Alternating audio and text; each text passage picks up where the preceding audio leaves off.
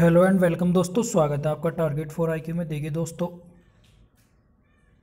Current affair की series में आज हम बात करेंगे वीकली करंट अफेयर अक्टूबर माह के फर्स्ट वीक की, जिसमें 28 सितंबर से लेकर 5 अक्टूबर तक की करंट अफेयर के जो इम्पोर्टेंट टॉपिक और क्वेश्चंस बनते हैं यूपीपीसीएस और यूपीपीसीएस जे और तमाम वो सारे एग्ज़ाम जिनमें करंट अफेयर का वेटेज बहुत ज़्यादा है। तो आइए चलते हैं, डिस्कस करते हैं। और आप लोगों को मैं बता रहा हूँ जो इम्पोर्टेंट क्वेश्चंस हैं, प्लीज़ उन्हें नोट कर लीजिएगा, मैं आप लोगों को बता दूंगा। और जो क्वेश्चंस मैं आपसे पूछूंगा उन्हें कमेंट बॉक्स में ज़रूर बताएं, ठीक है। आई होप आपको वीडियो पसंद आएगी और अपने विचार और अपने कमेंट्स अपने रखें, वीडियो को लाइक करें, साथ में चैनल जरूर सब्सक्राइब करें, ठीक है। तो पहला टॉपिक है हमारा, चुनाव आचार संहिता लगा दी गई है कल 5 राज्यों में मध्य प्रदेश, एमपी, मिजोरम, राजस्थान, तेलंगाना और छत्तीसगढ़, ठीक है। तो इन 5 राज्यों में अब विधानसभा चुनाव होने हैं। मिजोरम की जो राजधानी है वो आइजोल है, राजस्थान की हमारी है जयपुर, तेलंगाना हैदराबाद, छत्तीसगढ़ रायपुर और मध्य प्रदेश की है भोपाल, ठीक है। ये चीज़ें याद रखेंगे। तो इनमें आचार संहिता लगा दी गई है। आचार संहिता क्या होती है इसके बारे में मैं आपको बता दूं। निर्वाचन आयोग संविधान के अनुच्छेद 324 के में निर्वाचन आयोग है। तो उसमें क्या है कि निर्वाचन आयोग ये घोषणा कर रहे हैं कि राज्यों में विधानसभा को समय से पहले भंग किया जाता है और उन पर भी आदर्श आचार संहिता तुरंत लागू कर दी जाती है। आचार संहिता क्या होती है कि चुनाव के दौरान राजनीतिक दलों और प्रत्याशियों पर लागू किया जाता है कि इन विषयों से संबंधित होते हैं। जाति या धर्म के आधार पर वोट न मांगना, रैली आदि निकालने के लिए प्रशासन से अनुमति प्राप्त करना, सत्तारूढ़ दलों द्वारा चुनाव के दौरान सरकारी मशीनरी का चुनाव प्रचार करने पर पाबंदी होना और सत्तारूढ़ जो दल होते हैं इस दौरान योजना की घोषणा न करना। ये 5 पॉइंट हैं, आप याद रखें यूपीपीसीएस वाले स्टूडेंट्स, ठीक है। ये आपके एग्जाम पॉइंट ऑफ व्यू से बहुत ज़्यादा इंपॉर्टेंट है और ये आपको डायरेक्टली मार्क्स दे देंगे, ठीक है। तो ये आप लोगों का हो गया। 5 राज्यों के चुनाव मैंने बता दिया है आप लोगों को, और इन 5 राज्यों के जरूर नाम याद रखें। क्वेश्चन आपको ये आएगा कि हाल ही में किन राज्यों में चुनाव हो रहे हैं या होंगे, ठीक है। तो ये क्वेश्चन आपको ये 5 राज्यों के नाम धरने हैं, ठीक है। और चुनाव आचार संहिता कब लागू होती है? जब निर्वाचन आयोग चुनाव कार्यक्रम घोषित करने के साथ ही ये हो जाती है, यानी कल से ही निर्वाचन आयोग ने घोषित करते ही आचार संहिता लागू हो गई है, ठीक है। और संसद और विधानसभा के चुनाव की अधिसूचना के बारे में थोड़ा मैं बता दूं। संसद के चुनाव की अधिसूचना राष्ट्रपति द्वारा की जाती है और राज्य विधानमंडल और विधान परिषद के चुनाव की अधिसूचना राज्यपाल द्वारा की जाती है। इस चीज़ को अच्छे से समझ लेंगे, ठीक है। नेक्स्ट है, बहुत इंपॉर्टेंट टॉपिक है, रूस के जो राष्ट्रपति हैं उनकी भारत यात्रा है। सबसे पहला आपके लिए मेरा एक क्वेश्चन है कि रूस की जो राजधानी है, रूस की राजधानी क्या है, ठीक है। द कैपिटल ऑफ रसिया, मुझे कमेंट बॉक्स में फटाफट बताइएगा। वहाँ के जो राष्ट्रपति हैं प्रेसिडेंट व्लादिमीर पुतिन है, जो भारत के 1 दिवसीय दौरे पर आए हैं। नरेंद्र मोदी जी ने उनकी आगवानी करी है, ठीक है। दोनों देशों के बीच कितने समझौतों पर हस्ताक्षर हुए? तो वो हुए हैं 8 समझौतों पर, ठीक है। अमेरिका ने चेतावनी भी दी थी कि किसको लेकर, जो हमारे रूस से S-400 वायु रक्षा प्रणाली है उसको लेकर, और खरीदने के लिए 5.43 अरब डॉलर का समझौता इसमें शामिल किया गया है, ठीक है। और गगनयान को भी इसमें शामिल किया गया है। मुझे कमेंट बॉक्स में फटाफट बताइए कि गगनयान जो हमारा अभियान है वो किससे रिलेटेड है और कब इसकी घोषणा की गई। मैंने वीडियो में आपको बता भी दिया है गगनयान किस अभियान से संबंधित है और कब इसकी घोषणा की गई, ठीक है। अब S-400 क्या है? ये रूस द्वारा विकसित अति उन्नत सतह से हवा में मार करने वाली एक मिसाइल है, ठीक है। इस मिसाइल की रेंज 400 किलोमीटर तक है। इसके द्वारा हवा में ही वायुयान को मिसाइल के द्वारा नष्ट किया जा सकता है, ठीक है। इस चीज़ को आप याद रखेंगे। इसके बारे में मैं बता दूं कि ये रडार के पकड़ में नहीं आएगी, ठीक है, और एयरक्राफ्ट और मिसाइलों को मार गिराएगी, ठीक है। 400 किलोमीटर तक ही इसकी रेंज होगी और 5th जनरेशन फाइटर जेट्स को भी मार गिराने की ताकत इसमें है, ठीक है।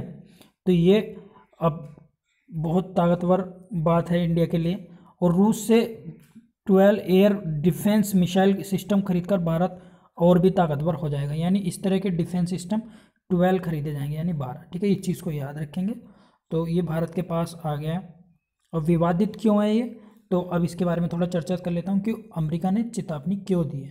तो चेतावनी इसलिए दी है कि पिछले वर्ष अगस्त में रूस के खिलाफ यूएसए ने countering America's adversary through section act, यानी उसका जो शॉर्ट फॉर्म है वो है कार्टसा, एक ट्रीटी हुई थी दोनों के बाद। इस कानून के द्वारा रूस, ईरान और उत्तरी कोरिया से हथियार खरीदने वाले देशों पर पाबंदी लगाने का प्रावधान है।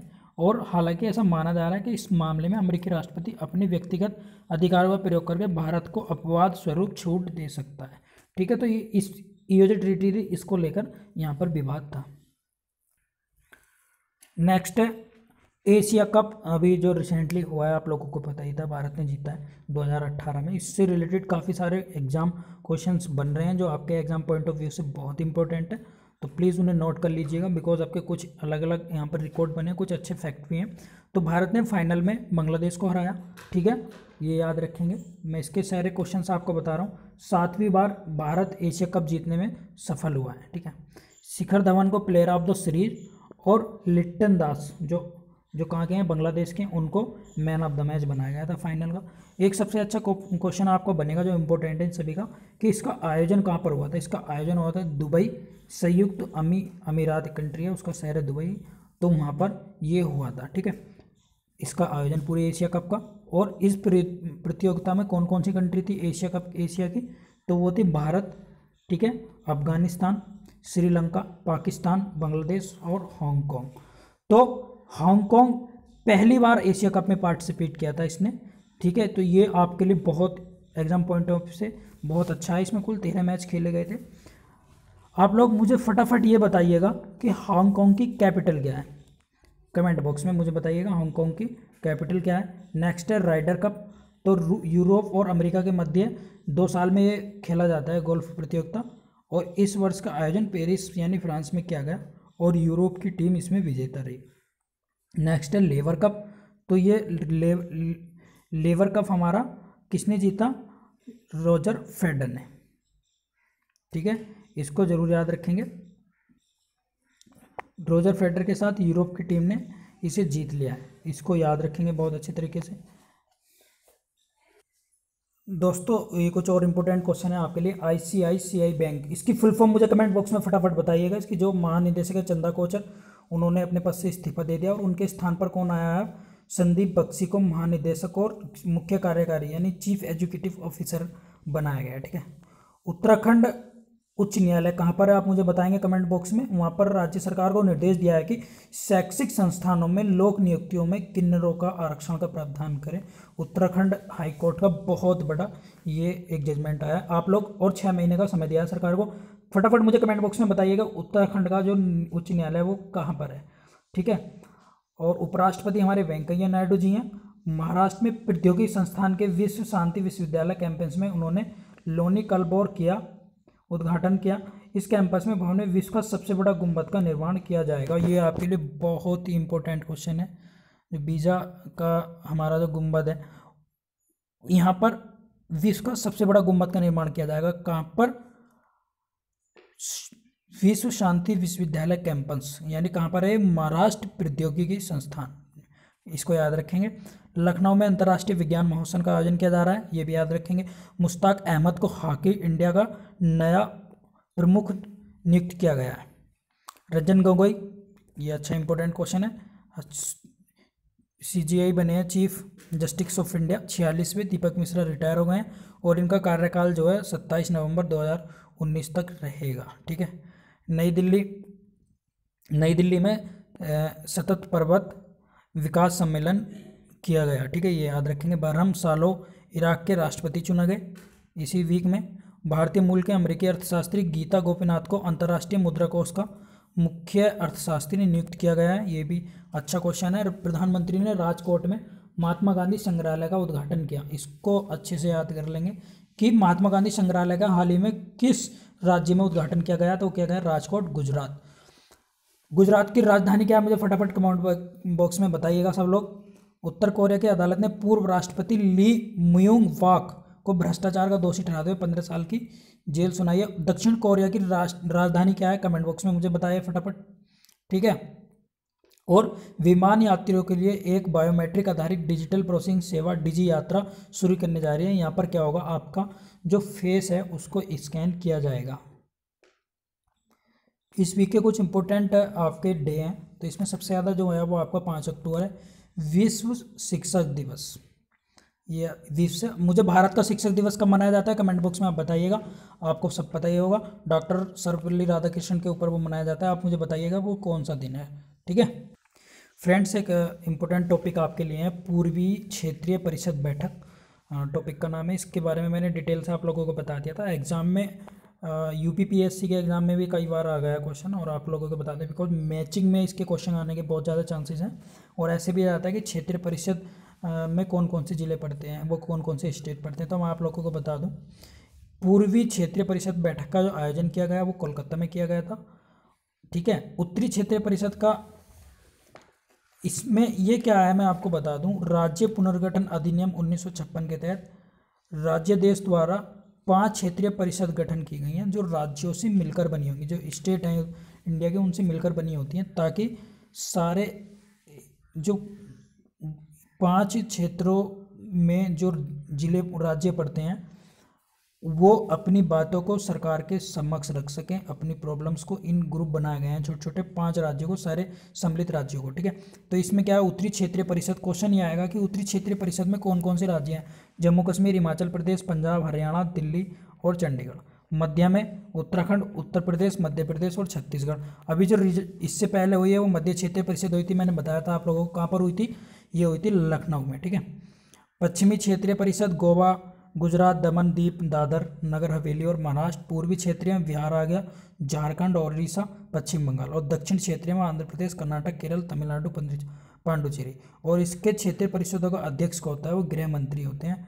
गृह मंत्री हमारे कौन है, कमेंट बॉक्स में मुझे फटाफट बताएंगे। इनका उद्देश्य क्या होता है, केंद्र और राज्यों को आपस में सहयोग करके तथा अपने विचारों और अनुभवों का आदान प्रदान करने हेतु समर्थ बनाना है, जो मैंने आप लोगों को बता दिया। ठीक है, और राज्यों के बीच में सहयोग का वातावरण बनाना है, ये इसका मोटिव है। ठीक है, नेक्स्ट है डॉल्फिन।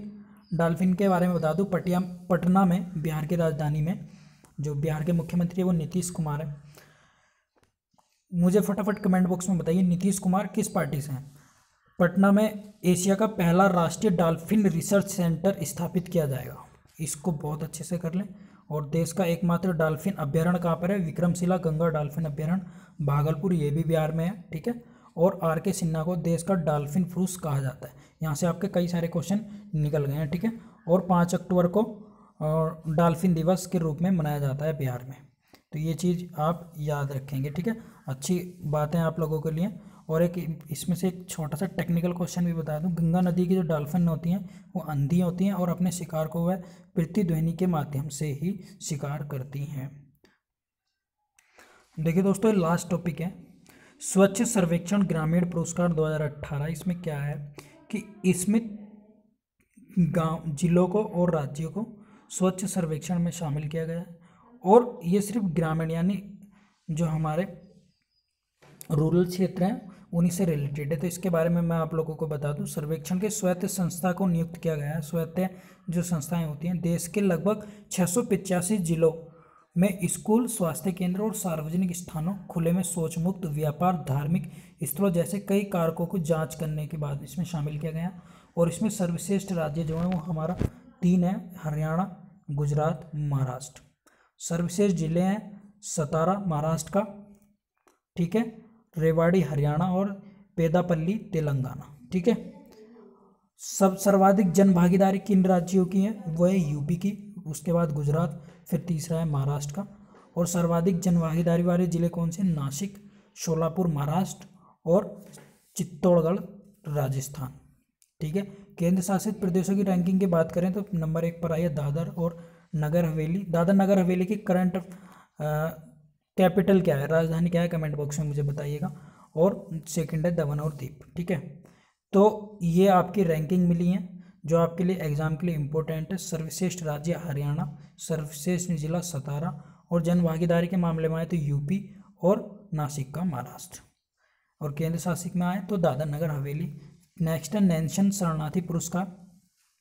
तो संयुक्त राष्ट्र शरणार्थी एजेंसी हमारी जो है UNHCR ने दक्षिण सूडान के डॉक्टर इवान अटार अदा को सम्मानित किया है। ठीक है, तो ये क्या है, ये व्यक्तिगत स्तर पर या संगठन के स्तर पर इन्हें प्रदान किया जाता है जो विस्थापितों की सहायता और सेवा करते हैं, जो शरणार्थी होते हैं, जो एक देश से दूसरे देश में चले जाते हैं, वहाँ शरण ले लेते हैं, तो उन लोगों के लिए ये हेल्प का काम करती है। ठीक है, इसमें 1 लाख अमेरिकी डॉलर की राशि इन्हें दी जाएगी और ये प्रतिवर्ष पुरस्कार विश्व मानवीय राजधानी किसे बोला जाता है, जिनेवा, कहाँ पर है, स्विट्जरलैंड की राजधानी है, वहाँ पर ये दिया जाता है। तो फ्रेंड्स, आई होप आपको वीडियो पसंद आई होगी और प्लीज़ वीडियो अगर आपको पसंद आई तो कमेंट बॉक्स में मुझे बताइएगा आपके और क्या क्वेश्चन से क्या टॉपिक है करंट अफेयर सीरीज़ में, और ये बहुत इंपॉर्टेंट आप लोगों के लिए रहेंगे ये वाली वीडियो।